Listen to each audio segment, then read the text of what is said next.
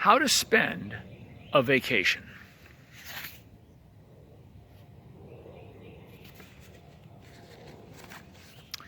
Camp Winona, Moose Pond, Bridgeton, Maine. Camp Winona is under the direction of the North End Union, 20 Parmenter Street, Boston. How shall I spend my summer vacation? That is a problem which confronts almost every fellow once a year, and some like to look forward to their vacation and plan for it the whole year long. Some few are fortunate enough to have a hobby to which they are anxious to give all their spare time. But for those whose tastes are not as fixed, there is always the question, how can that vacation be best spent so that I can get the most fun and advantage out of it? It is not always an easy matter to advise another how to spend a vacation. If your friend takes your advice and has a pokey time of it, the blame comes back on you. People vary in their likes and dislikes. Some would enjoy an auto tour. Some would prefer a cruise in a steam yacht. But we cannot all indulge ourselves to that extent. We do not like to stay home and loaf. We must get away somewhere. We must decide where. A hotel is well enough for those who relish lounging on the piazzas all day long or who enjoy knocking a golf ball around. A boarding house up country is much like a hotel on a less elaborate plan, but boarding houses are rather tame for live boys. A trip to the mountains sounds cool, but tripping a whole vacation long is apt to disturb one's balance at the bank, especially if one dines often at the top of Mount Washington. There is one way of spending a vacation, however, which is quite different from all the others, and one which among active boys has become immensely popular. That is camping. Its popularity is evidenced by the number of boys' camps springing up everywhere. Camping differs from other modes of life in so many ways, and differs as a fellow who has never been out of cities cannot realize until he has fully tried it. Camping is not like a picnic in the park. At camp, you are in the fresh air 24 hours each day. You sleep practically out of doors. Tents protect you from the rain, but the air is fresh as under the open sky. You eat out of doors. Even the house, where the living room and kitchen are, can be open, so that it is more like a big veranda than a city house. Then there are the woods, which are not artificially laid out or kept trim as in the park, but grow rank and dense. Sometimes the undergrowth is so thick that you can hardly break through it. In the woods, you will often see game birds, partridge, which one camper described as a bird walking around with a tail like a big squirrel.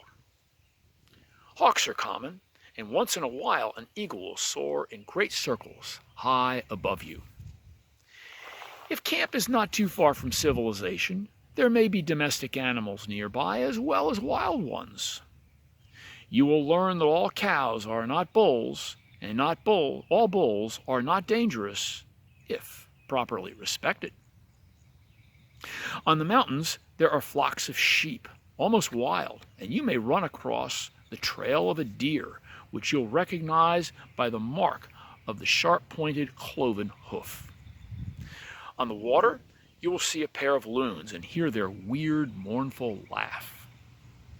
Along the shore of the lake on the sand beach, there are often tracks of raccoon, woodchucks, and back in the woods, you may discover their burrow. On the first night at camp, the surroundings often seem a bit uncanny. You mistake the creaking of the bed for the crunching of a bear, or when a bird whirs past you in the tent in the early morning, you're sure it's a rattlesnake uncoiling. But by the second night, you have caught the camp habit of sleeping a solid 10 hours. The best part of camp is the water, especially if the camp is on the shore of a lake. Rowing, swimming, fishing are all the best of sports. In a short time, those who could not swim a stroke to get so they can navigate after a fashion, and those who could swim a little become skilled enough to make long swims, even though a long swim must never be taken without a rowboat nearby, always ready in case the swimmer's strength gives out. Camp differs from a picnic in the park. Not only that it is more woodsy and more wild, but in a way it is more lonesome too. At camp, there are no other people going by, no trolleys humming, no autos honking, and a distant cowbell is the nearest approach to a fire alarm. At first, this element of loneliness may not appeal to a person who has lived all his life in the city. But in spite of the fact that camp may be 5 miles from a soda fountain and still further from a dance hall, there are other considerations which outweigh these shortcomings. When you are away from other people, you have a much better time amongst yourselves. 20 boys in camp are enough to keep something going on most of the time. Baseball, walking trips, and all sorts of the outdoor and water sports give variety enough so that no one feels the need of a matinee. Then, too, the 20 boys are always on hand. They need not be gathered together from the 4 corners of the earth whenever a ball game is suggested. Being away from people has other advantages. Starch collars and neckties are quite superfluous in the woods. Dressing is not a lengthy ordeal at camp. In short, at camp you find freedom. There is room to move around without being hampered by convention, as almost everywhere else. The few people you do meet at camp are unlike those you are accustomed to at home. People who live on the farms near camping grounds are not city people and have no desire to be, but they are all the more interesting for that reason. They might get lost in the public alleys of Boston, and what sane man without a sense of direction would not? But there is one thing for sure, that in the woods and on the farms, they can give you pointers. Of course, at camp, there are rainy days, just as there are everywhere. Rainy days are not necessarily unpleasant. When there is a lively crowd and a pine fire blazing in the big fireplace. Did you ever see a collar button race or a potato race? They serve very well to while away a stormy hour. If tired of games, one can settle down and read, play checkers, or write letters. Swimming is not spoiled by the rain. Rainy days are good for fishing. In the evening, the big campfire is cheery and lends inspiration to storytellers. A fire on a summer's evening. Yes, at a camp in Maine, the evenings are often so cool that a fire is welcome for its warmth as well as its cheerful blaze. But you must not get the impression that at camp there is no rule to follow but one's own sweet will. Camping is a free and simple life. On the other hand, camping implies there is some work to be done by all the campers. The man who can camp without work is qualified to be classified with the alchemists, discoverers of perpetual motion, and other such visionaries. The necessities of the inner man require that dishes be used, and dishes must be washed well before using. Then there is wood to chop, water to carry, and if the camp road is too rough for a milk wagon to travel over, it means someone must take the 10-minute walk for the milk and eggs in the morning. Again, where there are 20 fellows at camp, and many of them are not accustomed to the ways and woods in the water, there must be rules to prevent accidents, and these rules must be strictly observed. No one should go into a boys' camp without appreciating this matter of discipline thoroughly. It is an essential of camping. Any fellow with common sense will accept the obligations and enjoy it as a part of camp life. And here is a picture titled "Washing Up the Piazza." This is taken at the front porch of the old Junior Wiggy, which now is about where the seating area for the Kearns Amphitheater is. And here's the picture.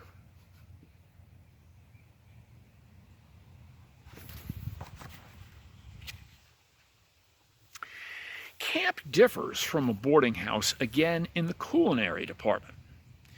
Even at a camp where boys pay $200 a season, it is understood that the table cannot be as elaborate in the woods as at a hotel. If you insist on mulligatawny soup at every dinner, camp is not the place for you.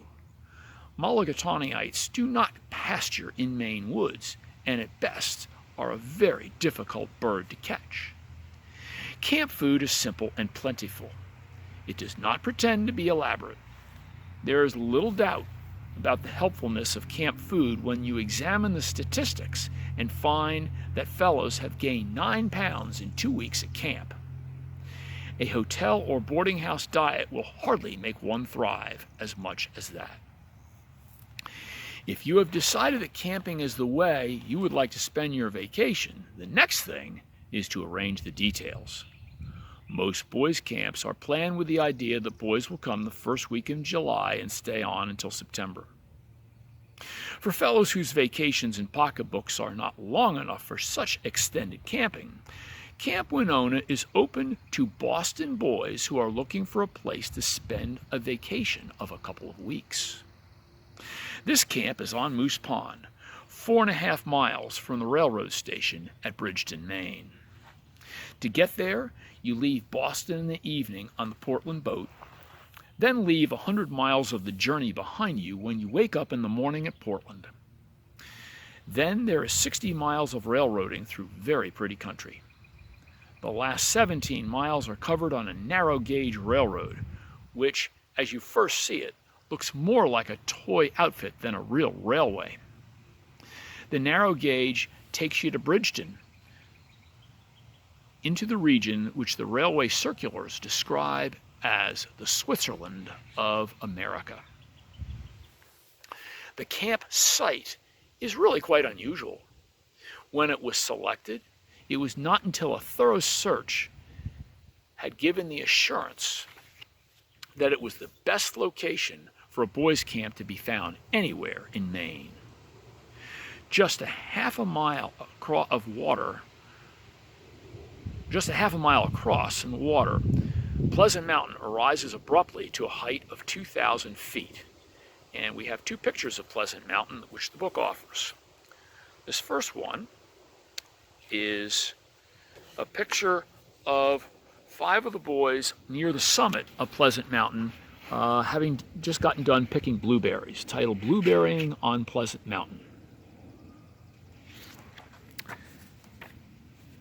And the second one is titled "Boat Landing, Looking Toward Pleasant Mountain." It is taken from what is now probably the area around the Junior Canoe Dock.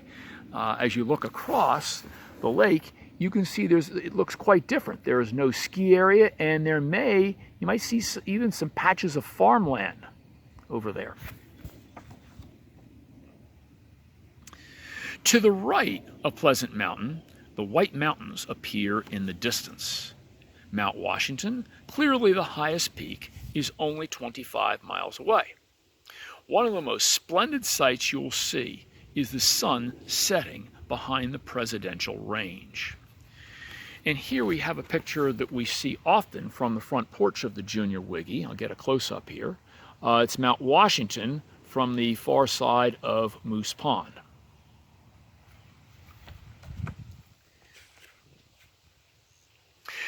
The camp itself consists of a big bungalow, 60 feet long and 40 feet wide, with broad piazzas on 3 sides of it.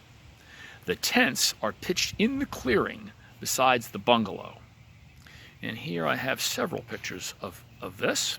First, the general view of what was then Camp Winona, showing sleeping tents with the bungalow on the right. So again, the bungalow is the site, it was the former Junior Wiggy.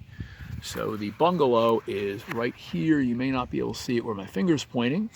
And then the tents, the 5 tents, they're located about halfway in between the treehouse and the junior unit director cabin on that flat land there. Another picture of the bungalow and tent area is found here. This is taken from the lake.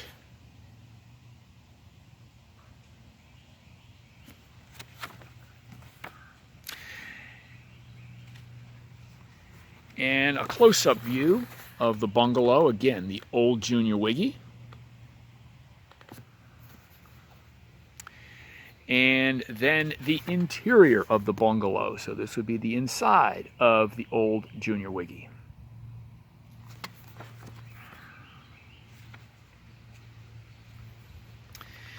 The equipment, kitchen conveniences, ice house with its 20 tons of ice, and all the fixings are as good as found in the expensive camps.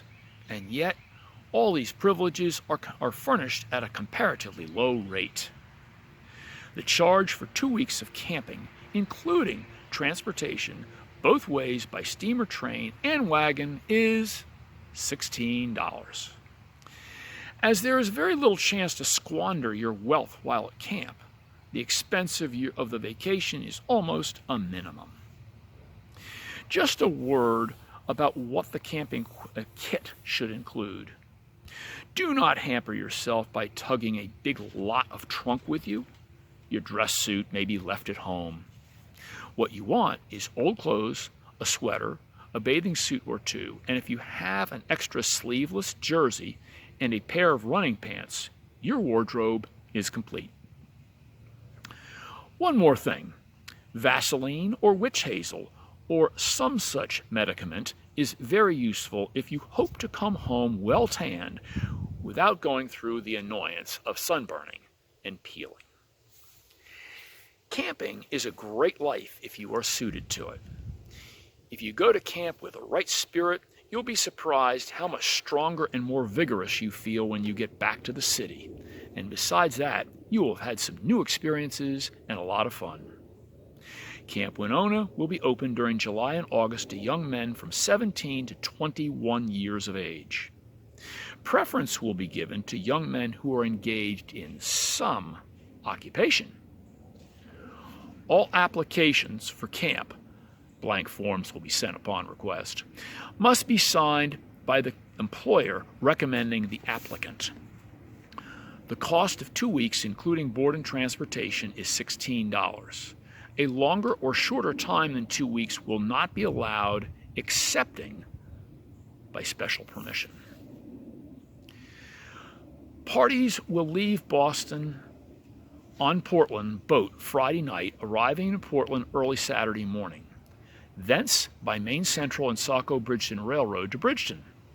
A 2-horse hay rack will be in waiting to convey the baggage, and such boys do not care to begin their tramps at once by walking 5 miles, arriving in camp at 1 o'clock, in time for dinner. The return trip will start Saturday morning, arriving at Portland at noon.